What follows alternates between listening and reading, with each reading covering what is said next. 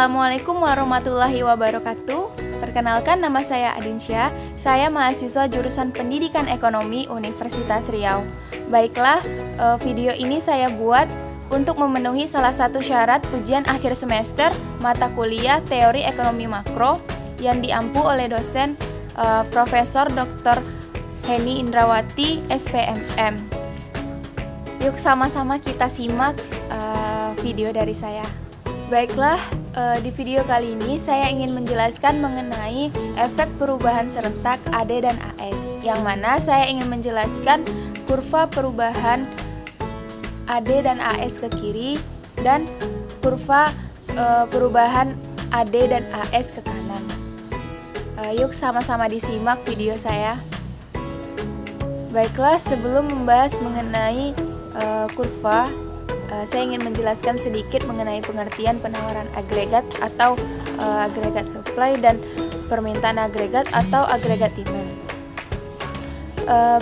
Permintaan agregat atau agregat supply adalah jumlah barang dan jasa yang dilakukan perusahaan-perusahaan dalam suatu negara, sedangkan permintaan agregat atau agregat demand dapat diartikan sebagai tingkat pengeluaran yang dilakukan oleh ekonomi pada berbagai tingkat harga. Baiklah, berikut ini saya tampilkan dua gambar kurva, yang mana kurva pertama menunjukkan perubahan kurva AS yang diikuti oleh perubahan kurva AD ke kiri, sedangkan gambar yang kedua menunjukkan perubahan kurva AS yang diikuti oleh pergeseran kurva AD ke kanan. Baiklah, yang pertama kita akan membahas mengenai kurva perubahan AD dan AS ke kiri. Berikut ini saya tampilkan gambar kurvanya. Perhatikan gambar berikut ini, yang mana keseimbangan awal berada di titik E0. Hal ini berarti harga P0 dan pendapatan nasional real adalah Y0. Kenaikan harga minyak dan berbagai bahan mentah impor akan mengalihkan kurva AS menjadi AS1. Efek awal dari perubahan ini adalah harga naik menjadi P1 dan pendapatan nasional real menjadi Y1. Perubahan ini akan mengurangi tingkat kesempatan kerja serta pendapatan real rumah tangga.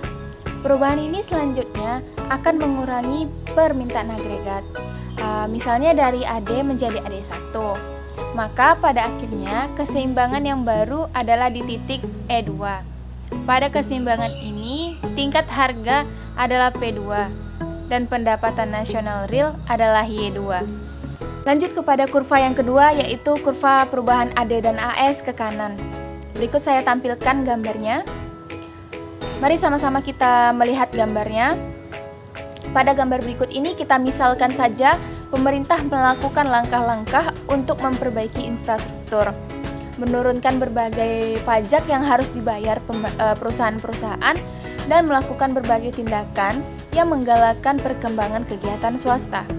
Tindakan seperti ini mengalihkan ke kurva AS ke bawah atau ke kanan. Misalnya, dari titik AS menjadi titik AS1. Efek dari perubahan ini, keseimbangan berubah dari titik E0 menjadi titik E1. Hal ini berarti tingkat harga turun dari P0 menjadi P1 dan pendapatan nasional real meningkat dari titik Y0 menjadi titik Y1. Peningkatan pendapatan nasional akan menambah kesempatan kerja, yang mana selanjutnya pertambahan kesempatan tersebut akan meningkatkan permintaan agregat, seperti misalnya dari AD menjadi AD1. Keseimbangan makroekonomi yang baru dicapai di titik E2 yang menggambarkan tingkat harga menjadi P2 dan pendapatan nasional real adalah Y2.